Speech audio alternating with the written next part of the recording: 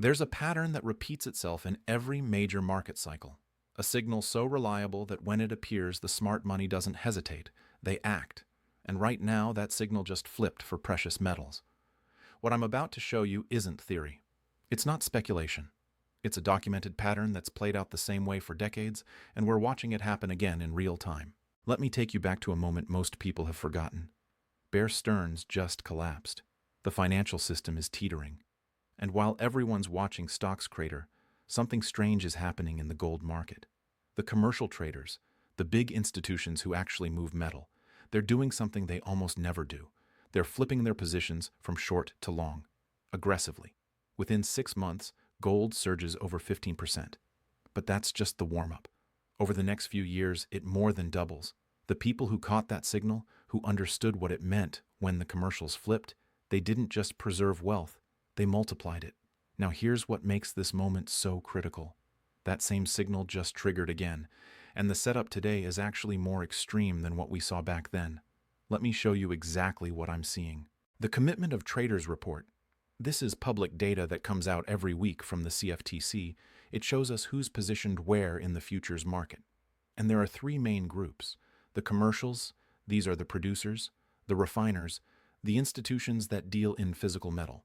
Then you've got the large speculators, mostly hedge funds, and finally, the small speculators, retail traders. Now, the commercials are almost always on the right side of major moves. They're the smart money. When they flip from net short to net long, or when their short position drops to historic lows, that's your signal. That's when the big move is coming. Right now, commercial short positions in gold are at levels we haven't seen in years. You know what happened the last time we saw positioning like this? Gold went from the low thousands to over $2,000 in 18 months. But here's the thing that's different this time. The macro backdrop is exponentially more bullish. Back then, we didn't have central banks buying at record pace. We didn't have BRICS nations actively building a gold-backed trade system. We didn't have the kind of debt spiral we're seeing now. The signal is the same, but the fuel behind it is far more powerful. Let's talk about what's actually driving this. Start with the central banks. They're not just buying gold. They're hoarding it at a pace that's frankly unprecedented in modern history. The World Gold Council data shows central banks have been adding over 1,000 tons annually in recent years. That's the highest level of buying in over half a century. And it's not random, it's strategic. China, Russia, India, Turkey, Poland, these aren't small players making emotional decisions. They're systematically reducing dollar exposure and increasing gold reserves. Why? Because they see what's coming. The dollar's share of global reserves has dropped from 73% 2 decades ago to under 58% now. That might not sound dramatic, but in the world of reserve currencies, that's a seismic shift, and it's accelerating. Every time the US weaponizes the dollar, freezes assets, imposes sanctions, it gives other nations a reason to find alternatives. Gold is the ultimate alternative. It's no one's liability. It can't be printed. It can't be frozen. And right now, the world's most powerful nations are voting with their vaults. But here's where it gets really interesting. While central banks are accumulating, the paper market is setting up for a squeeze. The COMEX, that's the exchange where gold and silver futures trade, it's showing stress fractures. The ratio of paper claims to physical metal has been climbing. Some estimates put it at over 100 to 1. That means for every ounce of actual gold in the vault, there are over 100 paper claims on it. Now, as long as everyone's happy holding paper, the system works. But the moment people start demanding physical delivery, the whole thing can unravel fast. We saw a preview of this when gold futures were trading at a massive premium to physical. At one point, the spread was over $70 an ounce. That's not supposed to happen. It happened because the physical market seized up, refineries shut down, transport stopped. And suddenly, paper gold and physical gold weren't the same thing anymore. The people holding paper contracts couldn't get metal. The people holding physical metal could name their price. That dislocation lasted weeks. Imagine what happens when it's not a temporary supply chain issue, but a fundamental shift in demand. And that shift is already underway. Look at what's happening with gold ETFs. After years of outflows, we're seeing institutional money flood back in. But it's not just ETFs. It's direct purchases of physical bars. Refineries are running at capacity. Premiums on coins and small bars are elevated. This isn't retail panic buying. This is quiet, persistent accumulation by people who understand what's coming. Now let's talk about silver for a moment, because the setup there is even more explosive. Silver has this unique characteristic. It's both a monetary metal and an industrial metal. And right now, both sides of that equation are bullish. On the industrial side, demand is surging. Solar panels, electric vehicles, 5G infrastructure, all of these technologies require silver. And not in small amounts. A single solar panel uses about 20 grams of silver. An electric vehicle uses roughly 25 to 50 grams. As the world electrifies, silver demand is going parabolic. But here's the problem. Silver supply isn't keeping up. Most silver comes as a byproduct of mining other metals like copper, lead, and zinc. You can't just turn on more silver production. It's tied to the economics of those other metals. And right now, we're looking at structural deficits. The Silver Institute projects the market will be in deficit for the 5th consecutive year. That means more silver is being consumed than produced. Inventories are drawing down. And at some point, price has to rise to either stimulate more supply or ration demand. The gold to silver ratio, that's how many ounces of silver it takes to buy 1 ounce of gold, it's been hovering in the 80s. Historically, that ratio averages closer to 60. When it gets extreme, above 80 or 90, it tends to snap back violently. The ratio hit 125. Within months, it crashed back to 70. Silver went from $12 to $30. The people who understood that ratio, who saw it as a signal, they made fortunes. Right now, we're set up for another one of those moves. Here's something most people don't realize. The amount of investment-grade silver available in the world is shockingly small. If you took all the silver in ETFs, all the silver in COMEX warehouses, all the silver held by exchanges globally, you're looking at maybe 2 billion ounces. That sounds like a lot until you realize that's only about $60 billion worth at current prices. Apple has more cash on its balance sheet than the entire above-ground investment silver market is worth. If even a small fraction of institutional money decides to allocate to silver, there's not enough metal to meet that demand without a massive price spike. And that brings me to the real reason this signal matters. It's not just about charts and technical indicators. It's about what's happening in the real economy. We're in the late stages of a debt supercycle. Global debt is over $300 trillion. That's nearly 4 times global GDP. Governments can't pay that back. They can't even service the interest without printing more money. And every time they print, they devalue the currency. Gold and silver aren't going up because they're becoming more valuable. They're going up because the currencies they're priced in are becoming less valuable. Look at what's happening with inflation. The official numbers say it's moderating, but anyone who buys groceries, pays rent, fills up their car, they know the real story. Prices aren't coming down. They're just not going up as fast. And the reason inflation looks tame in the official data is because of how it's calculated. They use hedonic adjustments, substitution effects, all these tricks that make the number look smaller than what people actually experience.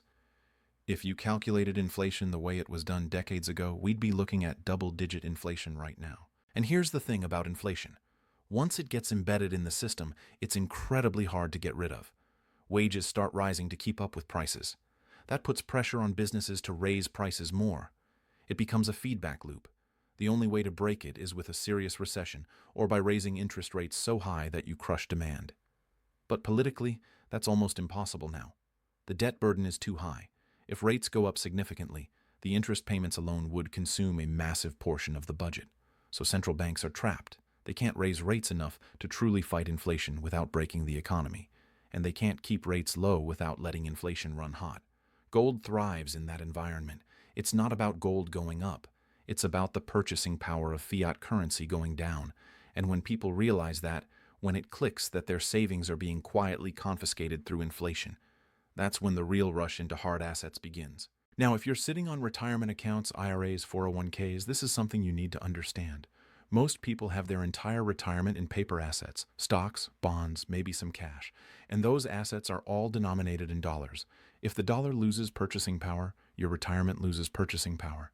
It doesn't matter if your account balance goes up if what that balance can buy goes down. That's the hidden risk nobody talks about. There's actually a way to hold physical gold inside a retirement account without taking a taxable distribution. It's called a gold IRA. I put together a free guide that walks through exactly how it works, the rules, the process, what to watch out for. If you've got $100,000 or more in retirement savings, it's worth understanding your options. I'll leave a link in the description. No pressure, just information if it's relevant to your situation. All right, back to the signal. Let me show you what happens next if this plays out like previous cycles. When commercials flip their positioning and the macro backdrop is supportive, you typically see a multi-year bull run, not a quick spike and crash. A sustained move higher with corrections along the way, but the overall trend is unmistakable. Gold went from $250 to $1,900 over 11 years. That's not a bubble. That's a revaluation. And we could be at the start of another one. The technical picture supports this. Gold recently broke out of a multi-year consolidation pattern. It took out resistance levels that had held for years. That's significant. When you get a breakout after a long consolidation, especially with the kind of volume we're seeing, it tends to lead to a sustained move. Silver is setting up similarly. It's been coiling in a range, building energy. When it breaks, it's going to move fast. But here's what you need to understand about timing. These moves don't happen overnight. There's a process. First, the smart money accumulates quietly. That's what we're seeing now with central banks and institutions. Then, the technical signals start triggering. That's the commercials flipping, the breakouts happening. Then, and this is the key phase, the broader public starts to notice. That's when you get the parabolic move. That's when gold goes from 2,000 to 3,000 or higher in a matter of months. We're not there yet. We're in the early stages. But the signal that tells you it's coming, that just flipped. Think about the people who bought gold when it was $400. They watched it go to $1,900. That's not luck. That's understanding the cycle. They saw the debt building, the money printing starting, the dollar weakening. They positioned before the crowd, and they were rewarded for it. The same opportunity exists now, but the stakes are higher. The debt is bigger. The money printing is more extreme. The geopolitical tensions are more severe. Everything that drives gold higher is more pronounced than it was before. And here's something that doesn't get talked about enough. Gold isn't just a hedge against inflation. It's a hedge against systemic risk, against the risk that the financial system itself has a problem. We came close to that multiple times.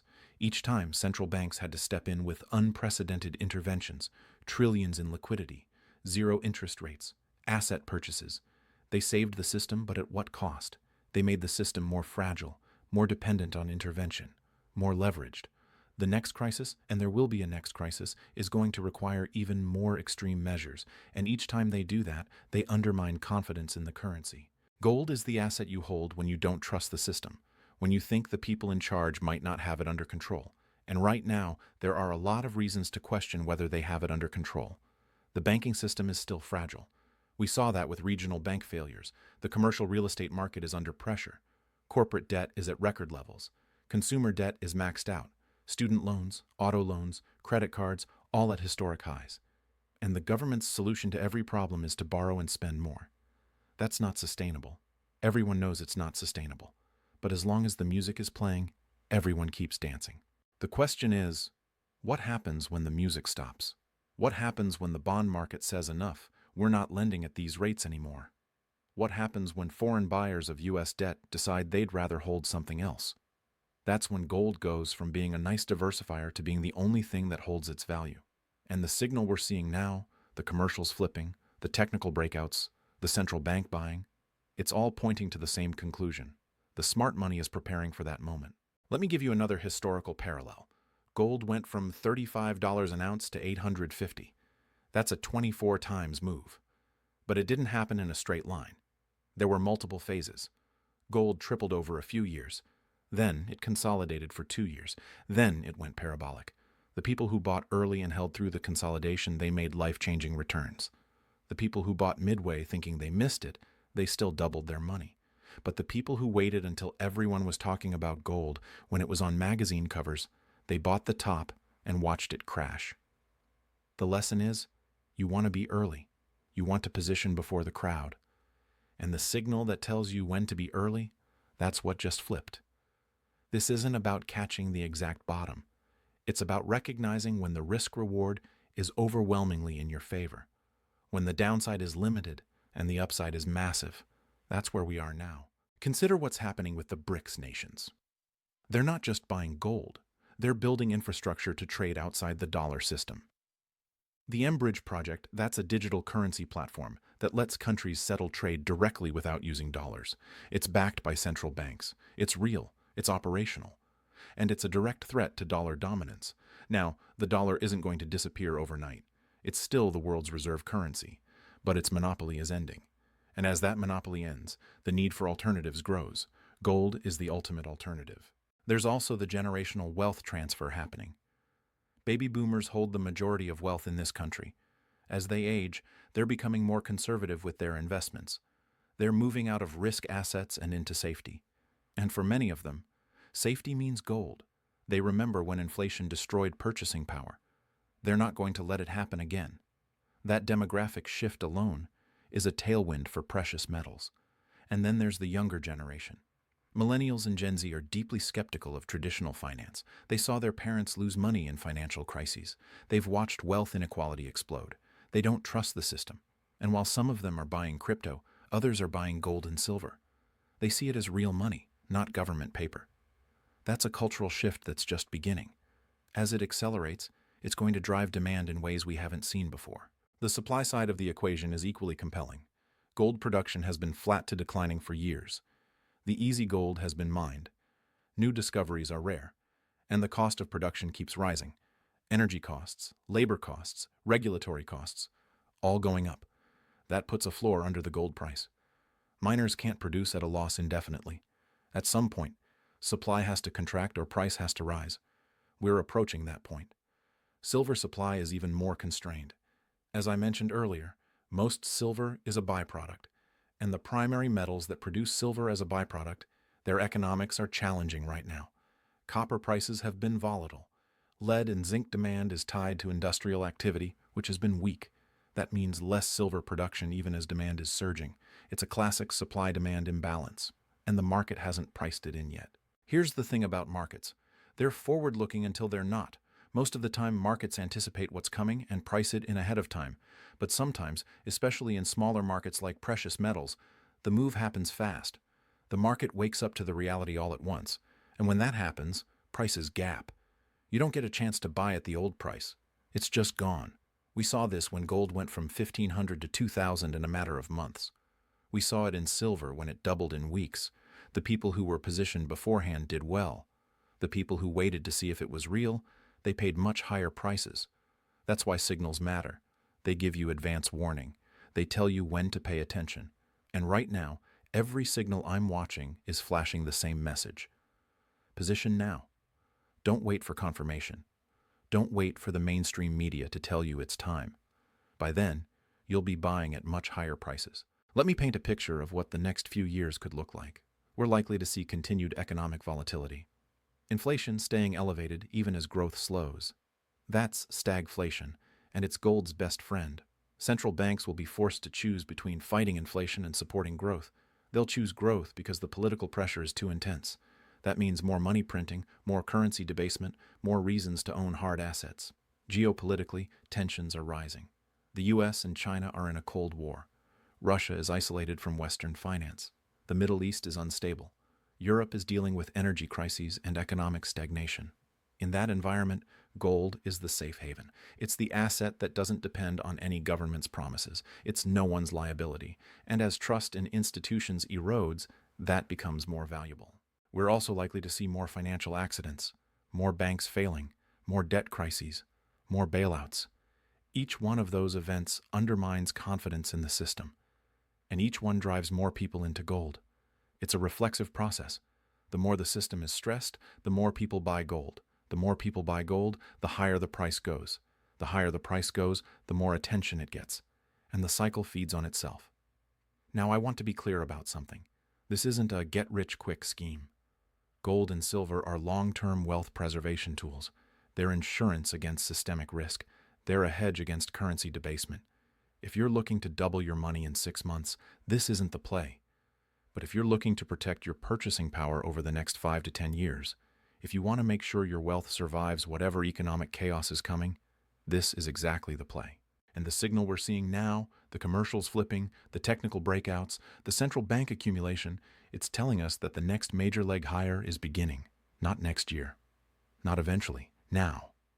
The setup is in place, the fundamentals are aligned, the technicals are confirming, everything is pointing in the same direction. So what do you do with this information? First, educate yourself. Understand why gold and silver matter. Understand the history. Understand the mechanics of the market. Don't just take my word for it. Do your own research. Second, make a plan. Decide what percentage of your portfolio should be in precious metals. For most people, that's somewhere between 5 and 20%, depending on your risk tolerance and outlook. Third, execute. Don't overthink it. Don't try to time the perfect entry. The signal is telling you now is the time. Act on it. And remember, this isn't about being right or wrong. It's about being prepared. It's about having a portion of your wealth in an asset that's survived every financial crisis, every currency collapse, every empire's rise and fall for thousands of years. Gold and silver have outlasted every fiat currency ever created. They'll outlast the dollar too. The only question is whether you'll be positioned to benefit when that happens. The final exit signal just flipped. The smart money is moving. The question is, will you move with them, or will you wait until everyone else figures it out? Because by then, the opportunity will be gone. The prices will be higher. The risk-reward will be less favorable. This is your last call to position before the next major move. Don't let it pass you by.